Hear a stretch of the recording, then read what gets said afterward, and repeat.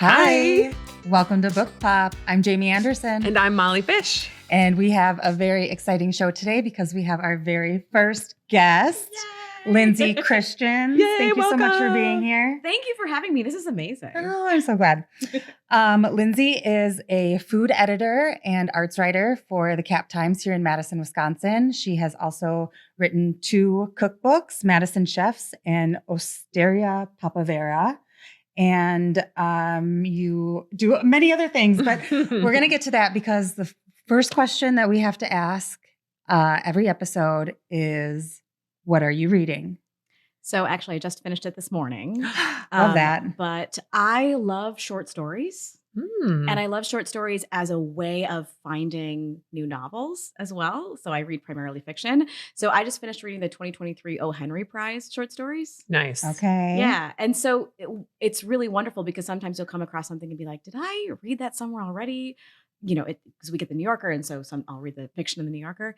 But it's a great way of saying, I love this person's writing. You get just a little bit of it, and then it opens up new doors. So I read a lot of short stories. Love that. Good for you. Yeah. We have a short story section here because I always love, I think it's important to like call out that this is a whole thing and a genre that people should explore more. And it just, I don't know. It doesn't do as well as I want it to. I'm always like, look at these beautiful books. Yeah. And especially single author ones, I think maybe people are scare people, but I think that compilations and anthologies are more exciting for the reason that you're talking about of like, you get to taste different authors and different writing styles. Exactly. And there will be ones in an anthology like that you don't really vibe with. You're like, this is not really a style that I'm into. But, you know, the previous iteration, I think, of this particular compilation had a Kevin Wilson story in it. Any introduction to him is great. And also, there are authors like Alice Munro who just do short stories. And if you want to see how narrative can work, how character building can work in such beautiful, nuanced ways, short stories have so much to give. It's true. And it's almost like harder to write a short story because you really have to only have what's essential in there. So it looks like you can see a master of their craft when they write a really good short story. Yeah. Yeah. Because they have to get to the point in such a concise way and introduce all these different things and make it digestible and juicy. And like, so you want to come back and keep reading some of that. They're great for travel. I will say that. Oh, I love Good that. point. Because you're, you know, especially like if you're in you the don't middle have to keep of track of a whole narrative. Exactly. Yes. It's great. What else have you read recently? Any other favorites? Recently, oh my gosh, I was scanning my Goodreads before this just so that I could remember all the things that I wanted to mention. I read primarily literary fiction. That's mostly what I read. And I kind of have specific things that I'm looking for. I'm looking for great characters. I'm looking for, you know, a plot needs to be there, but if it's just somebody really interesting who I can spend time with, that's generally fine. But I just read Fiona and Jane, and I'm going to blank on the author's name. But Fiona and Jane was great. I don't have it either. Right to mind. Yeah. Yeah. But I feel like I have been going through and just waiting to get, there's a new Zadie Smith that I don't have in hand yet. So I'm waiting for that one. The Fraud. Yeah. So there are a couple like that I've read. The Fraud is also on my TBR table. My mom's reading it right now. Is she? She loves it. Does she? Oh, that's good. That'll, knock it up a few. Oh, so I recently read several books by Jen Began after having read Big Swiss. Okay. So one is called Vacuum in the Dark. And it's the things that the characters in those books say and do just feels just this much off. And it really catches you. And I really like that. I like her style of writing in its specificity, but it's so vivid and so odd in a really wonderful way. There's another author, I want to say it's like Kristen Burnett. I'm like spacing on her name too, but she does like things that are a little bit gross on every single page. Sure. Where you're like, oh, there's going to be, and I started to track like, is there going to be a page of this book where something doesn't make me go, ugh? Yeah. And every single page did. It was that one in particular was a book about a woman who did taxidermy. Ooh. Oh. Rough. Okay. And it's just really specific about the taxidermy. Uh-huh. Like, okay. So you kind of like that feeling of the like uncomfortableness. Yeah. Yeah. Yeah. Because I feel like that's a big literary fiction thing. And people who like it, the writing and the, like you're talking about specificity and an author's voice is so specific in literary fiction. And usually the characters are a little more off or just like specifically defined and very precise. And I personally love that. Like we were just talking about Lauren Groff before we got started. Yeah. And I think about her language and it's so poetic almost, like they're fragment sentences and she just does whatever the hell she wants with words on the page. And you're like, oh, this is exciting the way that she writes. And the characters, even when it's hard and the subject matter is hard, it feels like it's special. Maybe that's like the word. So then even if it's like about taxidermy, you could be like, this feels special though, because it's so unique. And they're in control. It feels like you're being held. Exactly. You You know? feel safe You feel in in good what they're hands. doing. 'Cause, Yeah. like, Even if it's they know what they're doing. Yep. Yeah. Yeah. That Yeah. they're holding you. Good point. A couple other things that I read recently that I really enjoyed. I read a book by Angie Kim called Happiness Falls. Her first book was Miracle Creek, also excellent, and also with an element of mystery to it. I don't know that I would call it a mystery or classify it as a mystery, but it's about this family, and one of the kids who's in his teens is developmentally disabled and is not able to speak.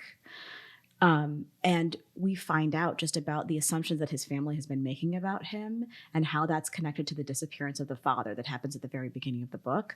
So you're trying to sort of figure out and piece together what happened to dad while also trying to find out what this kid knows because he was there, and protect the kid too, because, it's law enforcement is involved now and they're trying to find the dad, and the family sort of rallying around him while also not quite understanding what all he's able to take in and retain and communicate.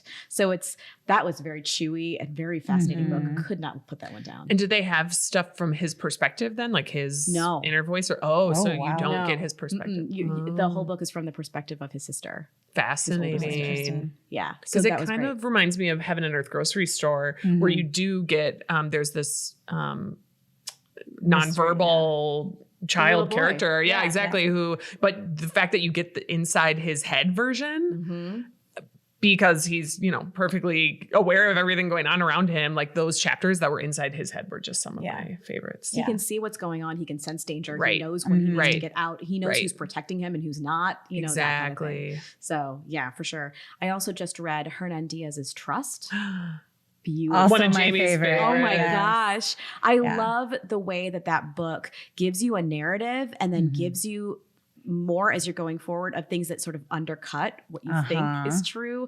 And I love an unreliable narrator. Right. Yeah. And then that last chapter from the perspective Yeah. of the wife is just, that's a crazy way to end the whole story. Like based on where you start it, giving this narrative that's basically not true. It's like a novel included in the book. And then, just you slowly get to learn about the reality of the situation. And then, you're just punched in the gut with her own perspective. Yeah. Yeah. Yeah. It's a good one. Yeah, that was, it's hard, right? It's hard to know, but it makes you think about the way that story works and the stories that we tell each other, which is something that we're all interested in as book lovers. Definitely. Yeah. Do you have any books that you consistently recommend to people? Like maybe just like all-time favorites, or even in your line of work, like things related to cooking, like favorite cookbooks you recommend? Oh my gosh. I mean, recommending a cookbook is sort of like recommending a restaurant, Yep. right? Where you immediately want to know more. It's like, how much are you interested in spending? Like, what kind of cuisine are you interested in? What, in the case of cookbooks, like, how do you want to use it, right? Because the thing with a cookbook, and a really good cookbook, is that the things that it has going for it are two things. One, you know that those recipes have been tested, right? It's not a rando on the internet just throwing some stuff there. But the other thing is author voice. So I just recently picked up, I was reading it in bed this morning, actually. I picked up Dan Pashman's new cookbook called Anything's Possible, which is very cute. So cute. Yeah. Love that title. And he did like a 4-part podcast. He runs The Sporkful. it's a food podcast, and he did a 4-part series about how he made the cookbook. And I was like, well, sold. I mean, I need this. But his author voice is so, again, specific.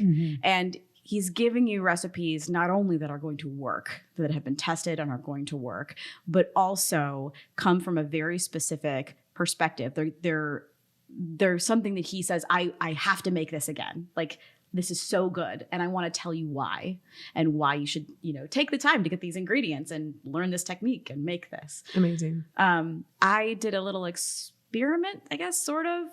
My friend Kristen picked up Molly Baz's first book, Cook This Book, and I just kind of got on a roll and made every recipe in it. Amazing. I have her second one more, and I'm obsessed with it. The fried chicken in that book, and the second one, excellent. It's so all right, good. Noted. Gonna have to happen. Yeah, it's really, really good. There's like a dust on it that has like nutritional yeast and a little bit of like hot pepper. It's so good, and she puts pickle brine and everything. Love that, and I also love that she's like uses an entire bunch of herbs for every recipe. It's like none of that is going to waste. We're using the whole thing. Yeah. Like, I'm all in for that. It always depends, I think, on like, my mom, she wants things to be relatively straightforward. She doesn't want to cook with anchovies. She's Ina Garten girl. She loves Ina Garten. I have been cooking lately out of Falastine, which is sort of, I think of it as in the Ottolenghi universe. Okay. Of cookbooks. But it's specifically Palestinian food, and it's just, again, tons of herbs, really beautiful, fresh flavors, lots of lemon, that kind of thing. So I do think I'm going to be moving more in a grilling direction because of the weather we've been having. So there are recipe writers or cookbook authors that I go to again and again. Melissa Clark is one. Yeah. Her book Dinner is like a core text in my house, right? So something like that. I love, Smitten Kitchen. There are so many of these that are like designed to be very accessible to folks. For sure. But you can do deeper dives into specific cuisines. Andrea Nguyen is an excellent recipe writer, and she does a lot with Vietnamese cuisine. And if you are just like, I love this restaurant, I want to make more food like this, there are cookbook authors who are like there to meet you. Yeah. So, yeah. Nice. Good answer. Yeah. Right. I love that. So that kind of ties into Madison Chefs, because talk about cuisine that's very specific and not so much in like a regional way, like Italian or Mexican food, but in a Madison way. Yeah. It's really core restaurants that built the food scene in Madison. And it's such a cool dive into the history of those chefs. And I actually was working at UW Press when it came out. Yeah. So I'm a huge fan, and I pushed it real hard because I'm a huge fan. But yeah, what was the experience with kind of investigating those stories and getting to know the Madison food scene like that? It was a really interesting process because up until that time, and then for a few years after that as well, I was a restaurant critic and a food writer. And so for the most part, when you're a restaurant critic, you go in and you do not tell anybody that you're coming. You don't say, hey, I'm here. Do you know who I am? You don't do any of that. You go several times, you keep it on the DL, and you're doing your research, but it's a very different kind of thing. Whereas for the book, I went and I sat up at people's bars, and I, just talked with servers, and I talked with the chefs' mentors, their families. I did deep dives. I found obituaries for people's grandparents, and just really taking a pretty journalistic approach, because that's what I like to do, while also trying to paint this sort of full contextual picture, because a book like that, it's sort of going to be an archival piece as soon as it's published, right? Even as the book was coming out, some of the restaurants that are mentioned in it were closing because restaurants have natural lives. They're something of the moment. So that was really interesting too, to sort of think about I'm writing about Underground Food Collective, which still has a pretty substantial impact on the food that we eat here in Madison now and where it comes from and what it looks like. But those restaurants specifically are gone. Yeah. So looking at it when am I writing this and who am I writing it for, and trying to always keep that top of mind and not letting myself get too in the weeds about it, right? But just really keeping that focus on like, what is this for? We're going to tell a story of this food cuisine. But it must have been so fun to finally get to be there and be asking all the questions that you want and not having to like hide and, be there in secret. Like, ooh, how am I going to rate these things? Like, wow, what a great experience to go sit at the bar and really just get the inside scoop. Yeah, I would like tuck myself back in a kitchen. Oh, yeah. And be like, observe. Okay, like, what am I noticing here? Like, that guy has a lot of Ninja Turtle tattoos. Let's find out what the story is behind that, Or, that's the fun part. Mm-hmm. But the other part of it is, and this is a little bit darker, because I was able to go more behind the scenes, I was then able to report out some stories after that connected to the Me Too movement in restaurants and the treatment of women and the way that was changing and how people were becoming more willing to speak up about treatment in kitchens that has not been great. Mm-hmm. And every kitchen is going to be its own place, but they have been, pretty militaristic places, especially the fine dining places, and not great places for women to work, as particularly in back of house. So did some of that come up when you were investigating the book? You were kind of going like, I was just noticing I some was kind things. of noticing some stuff, but also I met people and I got people's names and contact info. And I was able, as I was sort of like looking into some of those issues, it is a ridiculous percentage. It's something like 98, 99% of women who've worked in restaurants have reported harassment by someone. So people they work with, managers, customers often for waitresses and servers, right? So it's pretty pervasive as to be almost just like part of the soup that you're swimming in. Or I don't know, that's a weird metaphor that I'm mixing, but I like swimming in soup. You're right? swimming in soup. But it really was a question of I'm talking with these people, they're seeing that I'm a human being. Yeah. Right? Because it's really a pretty natural response to media coming in, especially like if you're someone whose employment is easily canceled or you don't want to talk to the media. What's in it for you? Right? Why would you want to do that? So getting people to sort of trust me and say, I will treat your story with respect. I will treat it with care. And being able to kind of go behind the scenes, you get all of the things. You get like the grandma's recipe, but you also get the rest. Yeah. Well, good for you. And thank you for doing that work. It's not all good, right? Yeah. In any industry, we want to make sure we're showing. Oh yeah. Madison Chefs. That mostly the stuff that's in this book is good stuff. There were some things where I had to go back to the chefs and say, hey, this controversial thing happened and I'm going to need to ask you about it. Cause like, it's still, we're still in the process of writing this book and I give the chefs sort of an opportunity to respond to some things that came up. Because I didn't only want to be like, wee, rah, rah, everything's amazing, food, yay. For sure. Yeah. Which I think is a cliche about food writing too, right? It's just, this is my grandma's cake and which is great, but also it's not just that. All the warm fuzzies. Right. How did you get into food writing? So like full disclosure, I have known Lindsay since she was a journalism major, right? Back at Michigan State University. And not randomly, but coincidentally, we both ended up back in Madison. I'm from here originally. And now I've got to see your illustrious career and how it has grown. And now you are the Lindsay Christians. So I'm just curious, how did you get started? Were you always a foodie? Did writing about food become like were you doing it at Michigan State at all? Or did it happen much later? No, I was like a hardcore theater kid. Like I wanted to be a theater critic. This is why we were friends. I wanted to be a theater critic. I wanted to do arts journalism. I still do arts journalism. Yeah. It's a big part of what I do. But the way that media has gone between the time when we were in college and now is it's gotten a lot smaller and many jobs have gone away. That sort of resulted in, we had a food writer, and when that person left and decided to go do something else, I just took another beat. So it just sort of added on. And I was always a pretty enthusiastic cook. I still am. I come from home cooking. I mean, I worked as like a barista and a wine shop employee and that kind of thing, but I never like worked a line. I didn't go to culinary school. So it was really a question of, food writers are primarily writers.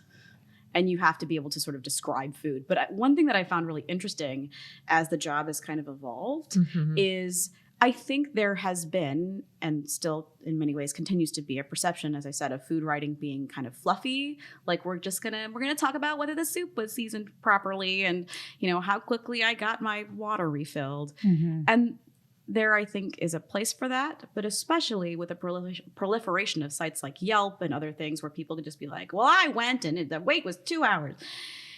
I think there is a place for more nuanced, contextual writing around food, and that is what really interests me. I like being able to ask questions about why things work the way they do and look at food in the context of culture and history and class and race and all kinds of things. You know, what kind of business owners get the kind of equity and support that they need to start food businesses, and also how immigrant like folks who don't speak English can start food businesses, because that's something you can do. Like you can make food for people and you don't have to have, you know, great English skills right off the bat. So those kinds of things really have spoken to me, as well as some of that investigative work that I talked about as well. And so that has kind of kept me in it, like, and interested as a journalist, Right.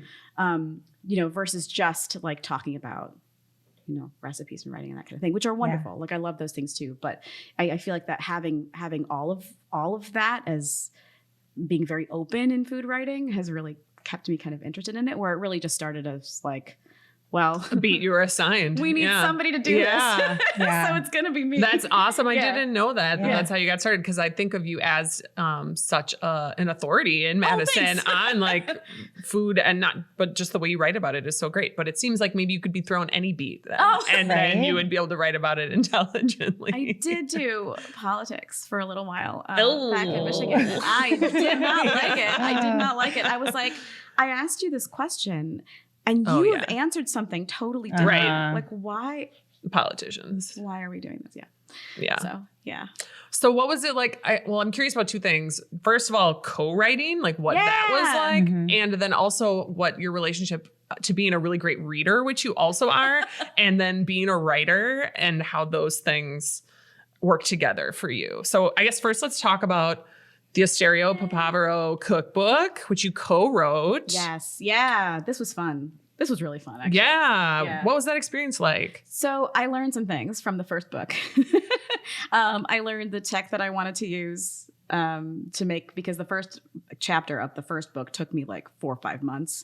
And then every chapter after that went faster. So by the time I was writing the Papavero book, it was really, I had kind of my methods down and I knew kind of how I wanted to do it. But this was a dream that Francesco had for years. Like he always wanted to write a cookbook. He wanted something to leave for his family, because he said, when my kids were little, I spent so much time in the restaurant and, you know, not with them. And he wanted to leave them something, which I thought was really lovely. He is a lifelong learner. Frank has a lot of degrees. He is someone who is just constantly curious and wanting to know how things work and wanting to find different recipes from different places. So he came into this project with a list of the recipes that he knew he wanted to include. He had very rough versions of many of them. And he also had like ideas of, we talked about how we wanted to structure the book, right? So like different regions in Italy that he had strong connections to, because he's from Bologna, but he spent time in the mountains, and then he also spent time on the sea, in the ocean, by the ocean. So he has all these wonderful connections to these things, and so we sort of separated out some of the recipes based on those regions versus like appetizer, main course, salad, whatever. Yeah, I love that. Yeah. So that's kind of how we put the book together. And then it was in the summertime, I would go by on Saturday mornings when the restaurant was closed, and he would have one of his cooks, one or two of his cooks on, and we would just prep a bunch of the recipes. I would ask a gazillion questions, like as things are making, I'm like, okay, you say this many fennel, but I need you to like weigh them or something, because fennel can be really small or really like this, the size of a baby's head. So it's like really variable. So let's talk about like what are you actually doing here? Getting into the weeds. I love that. But also talking about like a restaurant kitchen is not a home kitchen, right? Yeah. So you have to be very aware of like, okay, you're using this size pan. That's not a common size pan that people Nobody have at home. has that size pan. And there was one, I think it was like a ragu sauce or something. And I was watching one of his cooks who was prepping it. And I'm like, you just added water. Stop. Wait. like, what are you doing? So, because they're just doing it because they're noticing it and they're fixing it. Yeah. And they're adjusting for consistency and for seasoning and all of these things. And I'm like, slow down. So, and also Francesco is very particular about using specific ingredients that come from Italy, some of which you can order directly because you're a chef and you've got these connections to these certain distributors. And I'm like, where are people getting green lasagna pasta sheets? Like literally green. Great point. Where you were speaking for the everyman. Yeah. And I was like, can they use regular lasagna pasta? And he's like, no, that's not what this is. And I'm like, okay, well, where though? Because I'm looking and there's like some markets in Milwaukee where you can get it. You can get it like in Italy. You can order it online a little bit. Like it's not even that easily orderable. Like it's a pain. So one of my testers who made that lasagna used just like regular lasagna sheets and it came out beautifully. Right. And one of my other testers of the same recipe was like, well, it says spinach lasagna sheets. I'm going to make fresh pasta, which she did. And it just disintegrated. Oh, wow. So that's why you test them. So we did all the things in the restaurant. And then I had like, I want to say 15 or 20 people, including like my mother and friends who, because you want different levels of experience to test it. Yeah. One guy had worked at Harvest and I met him during the first book and he was like, oh, I love Francesco. I would love to test some recipes. So he tested some and gave some feedback. But yeah, you want people like with a broad range. There was one of my freelance writers, Nicole, has a background in pastry and was able to test some of the breads and gave some great feedback there. So that was really cool. But there's like a form that everybody fills out and you say like this recipe worked or not. This is what I would adjust. This is what wasn't clear.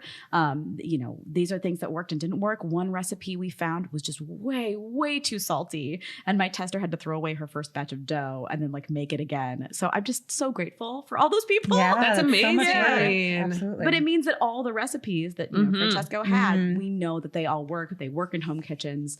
They should hopefully be really clear, for people to follow. There are some of those that I would make it for a special occasion. Yeah. And there are some that like I will make forever. There's a carrot ginger soup in there that's just, it's so good. It's just knockout delicious. It's absolutely wonderful.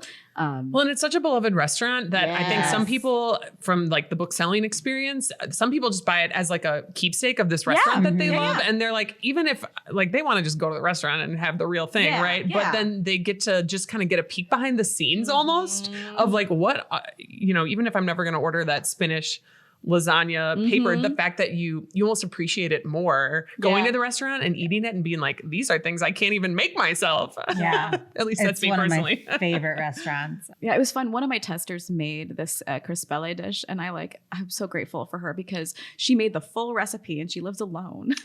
And she's like, hey, it was a little heavy and it was a lot of food. And I was like, well, okay. Eat it for a week. Like it's designed to be that way, but like she's cooking solo. So she's just like, I just ate it a lot of times. I'm like, all right, like, okay. Leftovers. So, yeah, people were really, they were very generous with their time. And that's amazing. Yeah, I was really also very grateful to have a book launch that was not in like deep COVID. Yes. Oh yeah. So yeah. 2023 was very different than 2021. It was. And like my book launch for the first book was like December 30th, 2021, which was like Omicron. Yeah. And everybody was getting and we couldn't find tests. Yeah. So like right before the launch, like something like 2/3 or 3/4 of the people who'd RSVP'd yes changed their RSVP. And I was like, well, I still have some bottles of sparkling wine in my basement that's from the launch. And I think it'll last for the rest of my life. But you get a good story. You're like, well, there were like 6 of us and we had a good time. Yeah. Yeah. Omicron. Yeah. All right. We got to talk podcasting. Yeah. Because Lindsay hosts her own I podcast, do. The Corner Table, since 2016, correct? Yes, off and on. Very off and on. Yeah. For a while I was like every week, and then I got real tired. Uh-huh. Yeah. So for first-time podcasters, do you have any advice for us? Yes, please. Yep. So my advice is just, it's very key to sort of my personality too, which is overplan. I tend to overplan a lot. The thing that I found that I really like with podcasts is an authentic voice, a voice that sounds like you. And I think that's a big thing. I really like having a variety of guests on and not trying to be too prescriptive about how they sound. Right. So letting people kind of be themselves on a podcast is really nice. Yeah. I also really like collaboration, co-pro, that kind of stuff, where it's like I just recently on Arts Educators Save the World, which is a wonderful podcast made here in Madison by Erica Halverson. And then she came on my podcast and we talked about Top Chef because she's a huge Top Chef fan. And that's our focus right now. We're going week by week with Top Chef Wisconsin. So. Oh, I've been listening. Yeah. Yep. I am a huge Top Chef fan, really good time, and I've been listening to your podcast every week. It's really fun. We're having a lot of fun with it. And I think, just that I think is a big thing. I was making a podcast in a situation where I did not have a lot of other people working on it with me. I think if I could do it any way I wanted to, I would have more support. Like, no offense to the Cap Times, they're wonderful, but it's hard to make a podcast mostly solo. Doing it on your own. Yeah. Shout out to Pete back there. Thanks, Pete. Thanks, Pete. So, but yeah, that's my main advice. I think just being yourself. I love the authenticity thing. That was a big thing going into it that I wanted us we were to leaning into have, that is just hard. to be like, it almost kind of goes in contrast to the over planning, which we also both do naturally, where I was like, I want to over plan, but then I want to loosen up and then just be authentic with it. Yeah. So like we feel comfortable enough because we have planned that we can loosen up and then just enjoy it. So that's great. I feel really good now that we're already kind of on the road to following Lindsay's advice. I really like Anne Helen Peterson and Culture Study. I like her vibe. I really like Celebrity Memoir Book Club, which is very fun. I like to joke that I read almost primarily only fiction, with the exception of memoir. I do like to read some memoir, like culinary memoir in particular. Yeah. But I read mostly fiction. But what I like to do is I like it when people read nonfiction, like on Books Could Kill, and then tell me about it. Yes. So If Books Could Kill is my new favorite podcast. It's great. It's so good. I was listening to the one on Lean In on the way here. Yep. Although it is because they like mostly only do books that they're like debunking. Right. It is. I'm like, I want you to talk about books that are good though. And they did like one book recently where they actually liked it and weren't debunking it. But yeah, it's pretty rare. It's very rare, but it's so fun it's to so listen funny. to them. They're so like- smart. I like listening to like them talk about like men are from Mars, women are from Oh, Venus, yeah. and some of those other ones. Like these are ridiculous, but so funny. They are, because like I forgot about some of these books, but I'm like, they were huge. Yeah, Everybody that's read such a cult them, and following. then just kind of exposing those a little bit. Yeah. Do you want to talk like more about some of your book recommendations? Yes, I do. So not just, we like to talk about what we're reading, but I feel like when we have guests, especially, we want to offer you a chance to talk about some of your favorite books, like anything that stands out to you. So Lindsay already perused the shelves and pre-picked some things that she loves. We just happened to be in a bookstore. We just happened to be here at Lake City Books. It was very hard to choose because there's so many amazing books back there. I'm seeing Less and Less is Lost. Those are both excellent. Andrew Sean Greer is a beautiful writer, and I think a great example of balancing really great character development with like a plot that keeps moving. Totally. Because my joke is just that I'm like, well, maybe nothing happens, but the characters, are so great. I will say I have dabbled a little bit in like romance, and because my very best friend from high school reads a lot of romance, and I have not found a ton of things that I love. So I'm going to continue to sort of be open and let myself be open to that. It's not a lot of literary romance is the problem. You know what I mean? Curtis Sittenfeld is a great writer. Okay, yes. And there's a couple, but I think that's part of it, because I love romance, but I love it for reasons other than the great writing. Right. Because sometimes it's like watching reality TV. Yeah. It's like easy, it's fun, it's like candy for your brain. Yeah. But yeah, I feel that. I can feel especially when people were like really into the literary stuff, I'm like, yeah, maybe romance isn't going to be for you. Or like I'm a fantasy person. And then so romantasy kind of gives me the best of both worlds where I get like world building, but also a little bit of smut. My husband is a fantasy person, and we used to try to exchange novels. So he'd give me like a Guy Gabriel Kay thing. He loves like Brandon Sanderson. Yes. He loves Neil Gaiman. Yep.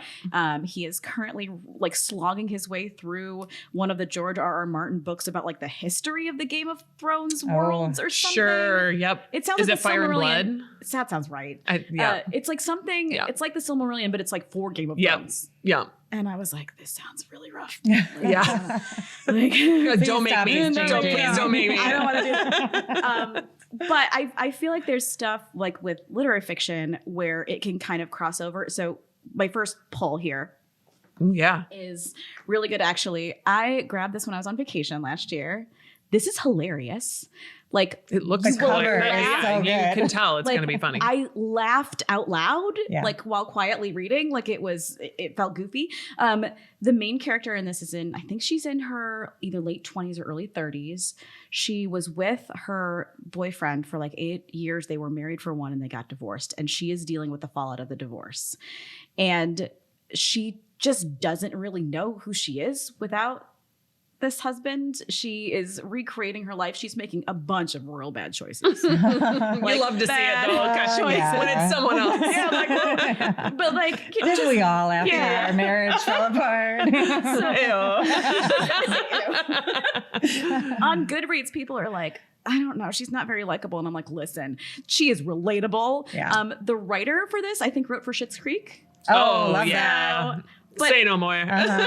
This is really funny. Okay. It's such an easy, quick, you will devour it whole kind of read. And I really love it. So love it. I'm assuming you wouldn't say the same thing about the bee sting. Let's show it in profile so that it looks big. But this is like an pushing incredible 800 pages there. Oh yeah. This is an incredible book. Be. Oh, it says 6. Okay, they're thick pages. Yeah, they're thick. Yeah. Okay, tell us more, because like I feel like I need someone to sell me on bee sting in order to dive in. So the idea behind the bee sting is that there's a young woman, the mother in this book. The story of the day of the mom and dad's wedding is that she had her veil over her face the entire time. Like the entire day of the wedding. And the thing was that a bee had flown into the car and stung her and it swelled up. And I don't want to give too much away, but that's not the real story. Oh. Right? So it's about, I think, this family, they're in Ireland. Is that in Ireland? Pretty sure. Yeah, Ireland. I think so. And it's about this family and about each individual member of the family is kind of going down these different paths, and they make you kind of hold your breath for some of them. Because you're just like worried about what's going to happen to them. And like, because they're making choices that are pulling them away from each other as a family. And so this is so beautifully written. It's one of those family sagas. It's like Pachinko is kind of a family saga too, right? Yep. That kind of story, Isabel Allende writes this kind of story too. Multi-generational family. Yeah. Is it multi-perspectives? It is. So it kind of will flip between the family members? Ooh. It's really, really well done. Really beautiful. I saw this at a bookstore when I was traveling and I was like, am I going to put this in my suitcase? No. Right. Is it worth to lug it along with? So I didn't. I waited until I came back to Madison and then I put it, and then I got it from the library right away. But this is just, it looks big, but it reads so fast. Yeah. And if you're interested in Irish literature or things set in Ireland, I also just read by Caitlin Donahue, The Rachel Incident. Also excellent. And this much. Yeah, right. But really, I think what they both do really well is they are giving you really precisely drawn characters. And there's a thing, right, in fiction where, like, if you want to have a story, bad things probably have to happen to your main character. They have to have something to overcome. And this is so beautifully done, I think, because you are so, like, I felt so invested in every story within this book. And it's it's incredibly done. That was a good sales pitch, actually. I'm Yeah. kind of into it now. Yeah. And It's funny because when it was first published, we didn't sell many of them at all. But when it was listed as one of like the top 10 of 2023, we couldn't keep it in stock here. it's true. It really Good. blew up at the end of the year. I think once it Yeah. was out for a while and people started hearing about it, Yeah. it was Yeah. very critically acclaimed. So Yeah. All right, I'm sold. Yeah. yeah. This is really, really good. I can I take like it. That was in competition for my best of 2023, but I think this is the one that won. I might have to agree with you. I loved Yellowface. I love this book so Yes. much. So I also really loved, it's called The Plot, Okay. Yeah. right? Jean something correlates. Yes. Yep. Ham correlate. You have The Latecomer, I can see on Yep, the shelf. yep. The Latecomer, also very good. I would say I liked The Plot even better. Okay. But same, I think, kind of idea, right? Where you have a story and there are questions about who owns it. Mm-hmm. Who owns that story? So, Molly, have you read this? I haven't, but it's okay. I'm if you want to do any spoilers. Okay. I've read other R.F. Kuang. I'm a huge fan, and I haven't because of the fantasy side. Right. Yeah. Yeah. So I was thinking about this. It's sort of like Tomorrow and Tomorrow and Tomorrow by Gabriel Yes. Zevin. Things that feel like they're a little bit fantasy, or that Right. one has game Right. as like part of the core narrative. And I'm just sort of like, do I want to read? I don't know. Is it going to be my thing? Mm-hmm. This is a straight up, classic fiction. Mm-hmm. And the premise is that there are two young women who went to school together. One of them is having great success, and one of them is not. Our main character, our narrator, has not had good success. She's like a white girl from Pennsylvania or something. And this friend of hers, who's an Asian American woman who has this incredible trajectory of her career. They, at the very, very beginning of the book, they are together when the friend dies. She chokes and she dies. But she has this perfectly, beautifully finished manuscript just sitting there. And our main character makes a choice. And Snatch. yeah. Mm-hmm. And the whole book, I felt like I was holding my breath, waiting for the consequences. Like, when is the other shoe going to drop? And the other shoe starts to drop. Uh-huh. So, Hard. yes. And it's And publicly. so interesting. But the way that it ends, you think, she's going to get her comeuppance and, this and this. And, she does, but also not quite in the way that you think. Like, it doesn't end the place, because we love these kinds of stories. We love this intrigue. This is such a good book. And it reads so quick. It's such a quick read. And I've heard some people, I hear people talking, and most people either love it or hate it. There's no in between. The hate it, and maybe we'll get into some hot takes after this, because I've heard you have some. But the people that hate it just say, I hated that character so much that I couldn't enjoy the book. And I guess the way I stand is I'm like, I don't need to like the characters if I'm into what's going on, or if there's relatable aspects, even if it's not likable, it can be relatable, or it can be fascinating, or it can be, you know what I mean? So I think but I know there are people who want to have someone to root for in order to get into something. So I think here they were can't root for anyone, hate it. Which has been, I don't know if you've ever heard of someone go oh yeah, it was fine. I feel like people love it or they hate it. Yeah, definitely. Because it's very divisive. The narrator is not a likable character. Oh, no, she's not likable at all. No. And it's like watching a train wreck that doesn't quite really satisfy with the drop at the end. But in an odd way it does. Yeah. And yeah. I would recommend, if you liked this, to try Babel by R.F. Kuang, which is a standalone, and it is very literary. The fantastical elements are kind of background. It's much more historical, anti-colonialism. It takes place in a Dickensian Oxford, where all of these people from other countries are brought in to translate words, because translation is what fuels magic in this world. And so it's all about words and literature, and there's all these footnotes defining things. So it's very scholarly. Yeah. But then these immigrants who are kind of forced immigrants, because it's also the time of the colonial, expansion of England, they start realizing they're basically being used to they're the ones with the knowledge of these other languages, and they're being used, and this magic is being harvested, and their own countries are still being ravished, whereas they're here and England is prospering. And so they kind of start pushing back, and then they really push back and it gets crazy. So it's very political. It's very well written, just like you would imagine with R.F. Kuang. And it is explosive. How shall we say? Ooh. It gets That explosive. sounds really exciting, actually. Yeah. Yeah, I'm kind of into that. Love Babel. I really like it. All right, hot takes.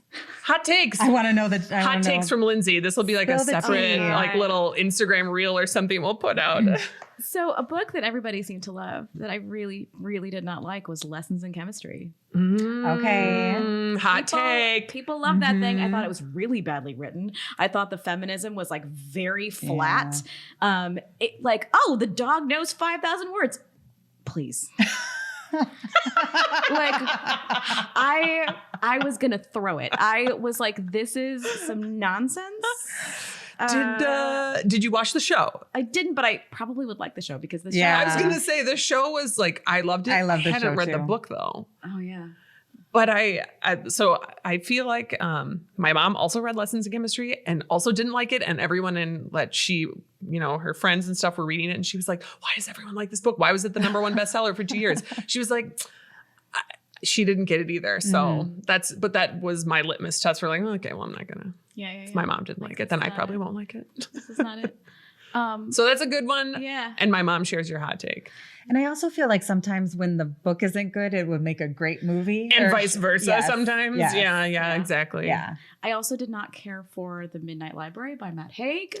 People Okay. love that one too. That's cool. We'll fight about this one. Oh, This yeah, was fun. I was hoping there would be one we could fight about. No. I really didn't like it. And I didn't like it because I felt like it was incredibly predictable. Like he got into this thing where I was like, Yep. everything is gonna be the same. Yep. Like, and it felt like you could see where it was going a mile away. Yep.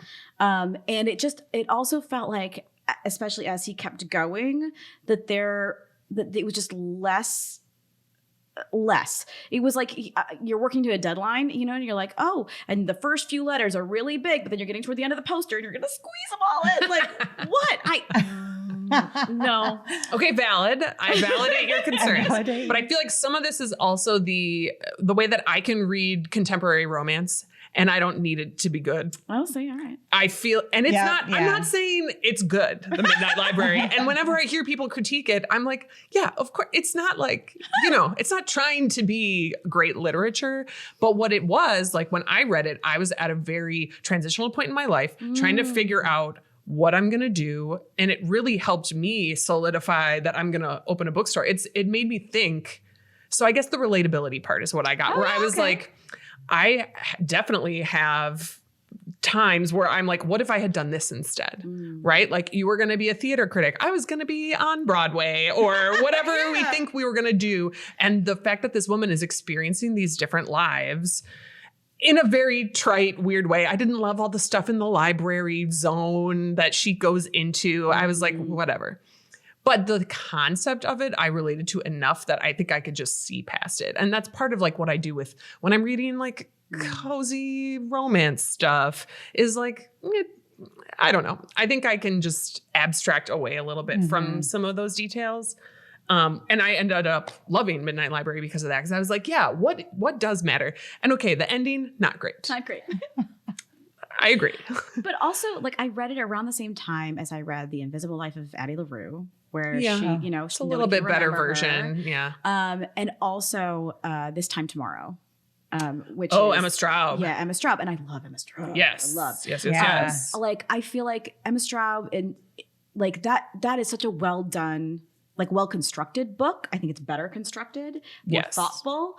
And I was saying this earlier, but like sometimes I'll go in these like there'll be little themes that I don't choose that just sort of pop up in the books I'm reading. Time travel being one. One for a while I was reading a lot of books where like a young woman was preyed upon by an older man. The Lolitas and such. The Lolitas. It was like My Dark Vanessa was one, I think. But anyway, like there were little themes, and I was like, maybe I've just read this trope too many times, and I'm annoyed when you see it when it's not that well done. Valid, yeah. I think certain things can hit you at like certain times too, in better or worse in different ways, and that's how I felt about Midnight Library. Whereas like I don't know, if it just makes you, if it sparks something in you that you're like, then you develop this affection for it. Mm-hmm. Totally. And I think that can surpass a lot of other flaws. Absolutely. I saw people writing that like Tom Lake by Ann Patchett was like slow and boring. And I was like, I adored Tom Lake. I'm an Ann Patchett person. Like, Yes. I love her stuff. State of Wonder is my favorite book by her. But I can sort of see people's point. Mhm. Right? That was kind of a slow book. Like Yeah. not a ton of stuff happens, but it's set in Northern Michigan, which is a place that I love. Yep. Mhm. It's by an author whose voice I really love. And so About I am theater already- camp Yeah, it's and about right. like, come Yeah. on. Exactly. We're not made of stone. Of course we're going to love it. You're going to get me with that. Right. So it's I hear you about like it hitting. So Yeah, Yeah. sometimes just certain people it can hit, and then maybe that will go against the popular demand. But like Midnight Library and Lessons in Chemistry, there's also this, I have this fascination of like, they're so popular, and they were about both bestsellers, like #1 New York Times bestsellers for many, many months. And as a bookseller now, we have this other perspective of like, what is like what is the chemistry or the thing that just like makes that bestseller?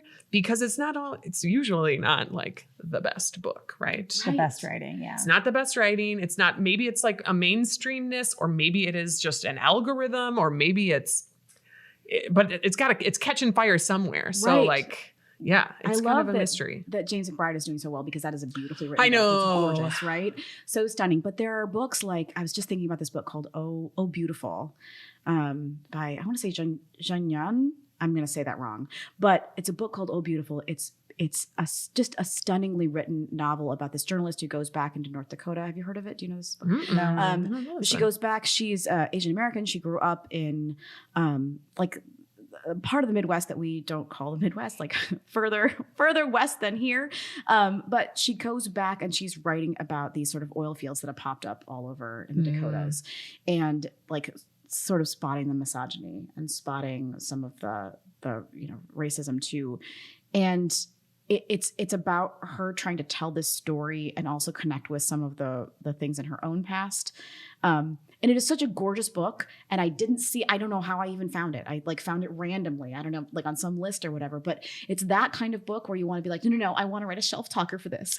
This is so gorgeous. This Like, is why so aren't more beautifully people done. reading this? I want more people instead to of- like find this book. And I don't think I've seen it in a bookstore recently. So there are things like that where you're like, oh, if I could just like wave my flag about this particular book, Well, Yeah. that's a fun thing about owning a bookstore is you get to do that. So maybe send me the link to that book and I will check it out. it's really good. Amazing. Yeah.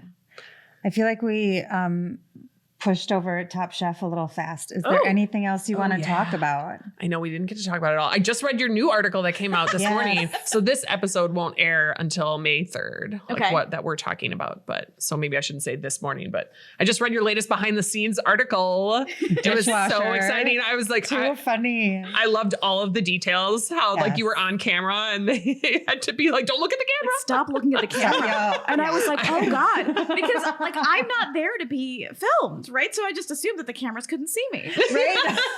But that's not I'm how it invisible, works. right? That's not how cameras work. And the picture of you where you were like, I was like, Lindsay is all of us. She so speaks happy to for be us here. all. Yes. Yeah. It's really happy to be here. It was funny because the day after I did the dishwashing at the Kitchen Challenge at Taliesin, I was talking with Jamie Lauren, who is a culinary director now. She's on season 5 of Top Chef, and she was sort of like, why did you want to do this? Like, why? Like, because if you're a media person, they will give you access, but they give you access in a very like conscripted, roped off prescripted little, sort of way. Yeah. Because they want to control a narrative, which I think is a fairly universal thing. We all want to control our own narratives, but especially with like a large show like Top Chef, they also have secrets to protect. Right. So it was very much like, you are the media and we're allowing you on set, but you have to sign this really intense embargo. And then we're going to like walk you around to the thing that you can see. And like, I'm like, well, wait, what is that? No. Don't look over there. Over here. focus. Because I'd be like, I just want to wander around and can I just like, nope. Mm-mm. And then you got to be in the kitchen if you're a dishwasher. So the dishwasher. So Oh my my friend God. Lauren was like, I need a couple other people. Do you want to do this? I was like, absolutely I do.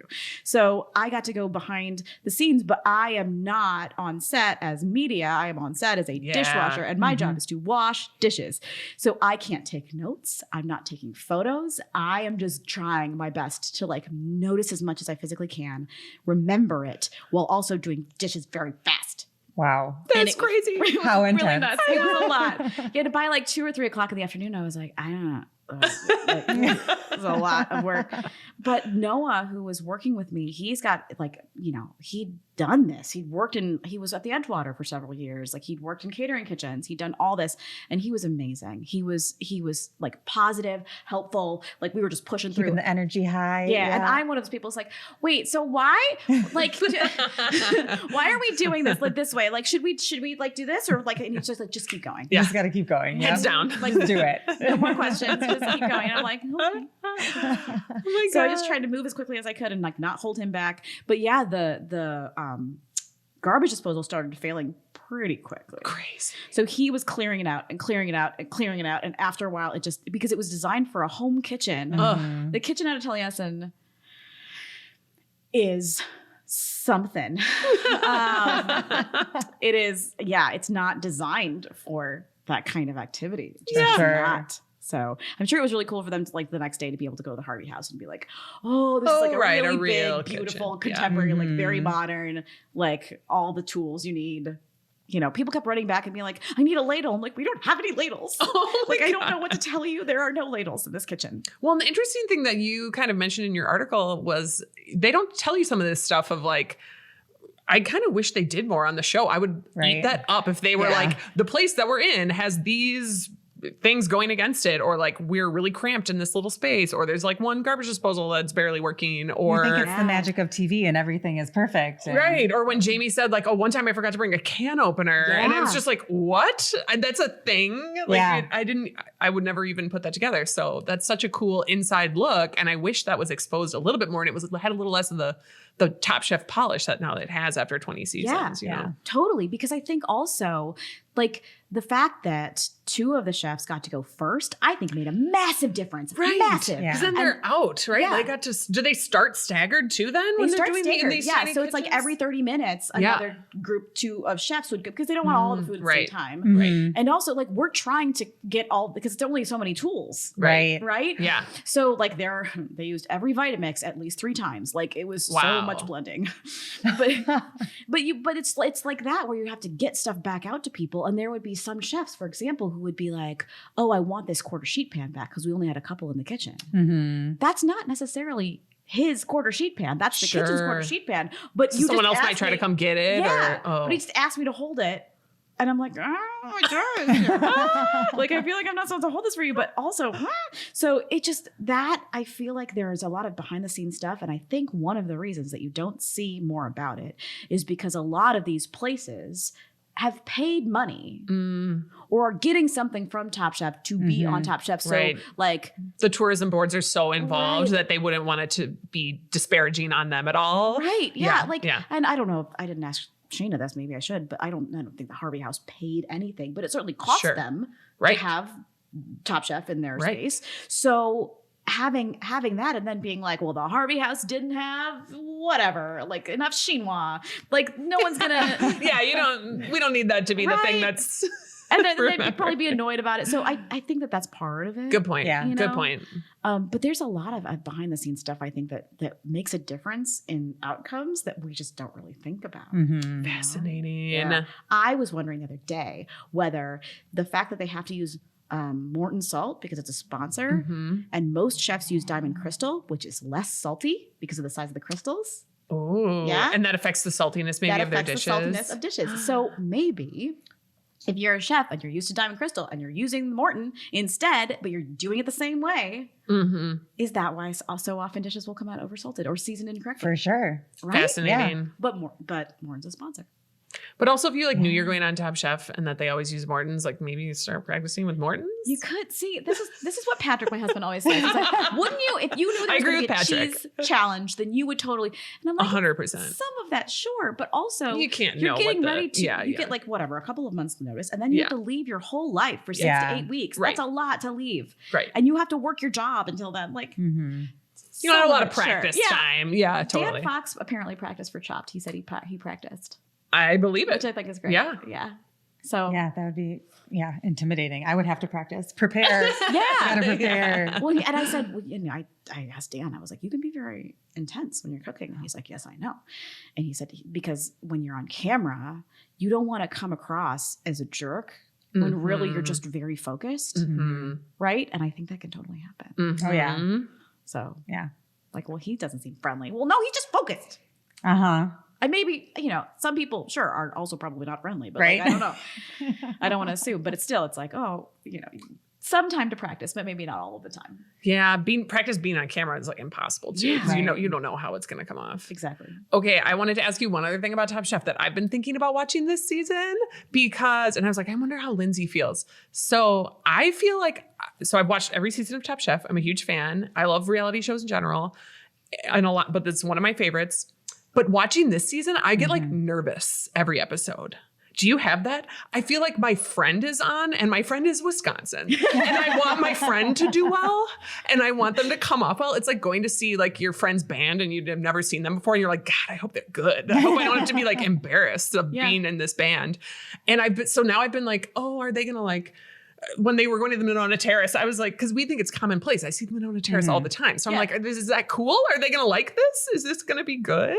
And I know, and so far, of course, because the tourism boards are involved and it's all going to be very positive, but I still am thinking about all the other viewers at home in New York and LA. And I go like, do we look like hicks? I just like, I have this weird like Wisconsin imposter syndrome or something about us being the hosts. And it's making me like, I enjoy the episodes because I'll be like, look at that beautiful Milwaukee B-roll or like, I love those views. And so I like it. But then I also am so nervous that it takes away from my enjoyment a little. So anyway, I was wondering if you were feeling any of those conflicted things or if you're just like, oh yeah, it's going to look great and be great. And because you have more of the behind the scenes maybe, so you know.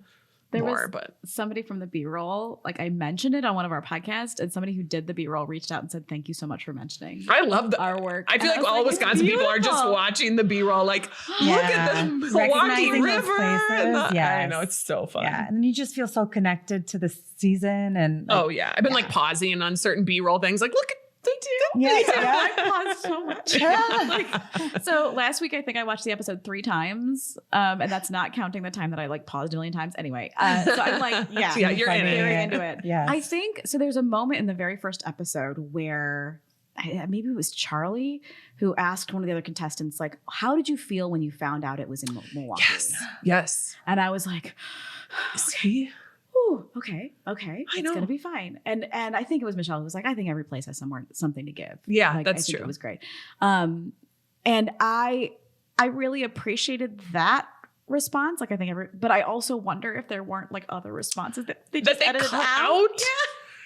Yeah. Same. And it made me, I was just like, oh, I wonder if all the places feel like this, that they go, or if it's just like, because they'll sometimes say like people think it's flyover country, and I'm like, well, don't say that. Yeah. we know, like we know. You know, it's like we are here, and we also like have the internet, so like we're clear. But there was Steph Bedford, who's our amazing recapper. She's doing wonderful work at captimes.com, and she's like doing these recaps every week, and they're really funny. But she was talking about how she thought Door County got short shrift in the Cherry Challenge, which I agree with. Yeah. And I think we'll probably see more Door County B-roll. Actually, I know that we will, but sure. See more Door County B-roll further in the season, and that's wonderful. But I think there's like a protectiveness that I feel. Yeah. That's what it is, maybe. Right? Like I feel protective of this place that I have chosen as my home. Right. And also there's this element of like, if I make fun of Wisconsin, that's fine. I live here. Right. This is my home. Right. And I get to. But you can't. Mhm. Outsider LA person. You don't get to make fun of it. Absolutely. The thing that I loved about, so I was behind the scenes a bunch on Top Chef, right? Yeah. And the thing that I loved was how many people I found who either like they hired people in Wisconsin, right, to work on the show, of course. But then there were people who had like moved out to LA that were from here. Oh, nice. And who came back and they were like, I'm just so like excited to be like doing this work in my home state again. You know, people from the La Crosse area, people from just who had worked and lived in Wisconsin and then moved out to, you know, pursue their dreams of fame and fortune in Hollywood. And they are coming back to shoot this show here. And what a gift that was. So I feel like that's a nicer spin. More connected than we think. Yeah, good point. Yeah. Good point. You know, so I'll try to, I like have to like meditate for a second before I watch every episode. Like, it's going to be fine. It's going to be fine. It's going to be great. So that I don't have that like little pull in my stomach. Like, are we going to look okay? My strong perception from everything that I heard is that they had a blast here. Yeah. They were having so much fun while they were here. Good. Also, the reception that Wisconsinites gave Top Chef when Top Chef was here, they were like, people are so excited and so nice. And we're like, yeah, we are. We're so nice here. Oh See, my I have God. a different perspective because I feel that Wisconsin is so great that it's not gonna be embarrassing. Like we can only be highlighted. That's good. From this. Good. I like that for you. Yeah. You feel that way? I love that for you. Like I'm from Ohio and there will never be a Top Chef Ohio and that's okay. But Wisconsin was chosen for reasons. That's true. Right. That's true. And I think we're showing up really great. Yes. I agree. That's why you don't have the accent like we do. No, yeah. I mean, although I will say the Ohio accent is like, especially if I get a little lazy with it, like it'll start to come out just a little bit more, you know, like just a little flat, you know, and that's okay. That's so I'm cute. into it. It's cute. I like it. Too funny. Lindsay, this has been so much fun. So much fun. We Thanks could for talk to coming. you forever. Yeah. Thank you so much for being our first guest ever on Book Pop. Absolutely. Yes, this is really fun. And I'm so excited to keep listening and get more recommendations because now you know exactly what I like. Thank you. Yes. Oh, yeah. You gave us so many titles too. I know. I got to add some to my TBR now. Yeah. I just got Rabbit Hutch. I'm excited to start that today. So, nice. yeah. All right. Thank you for watching Book Pop. Bye.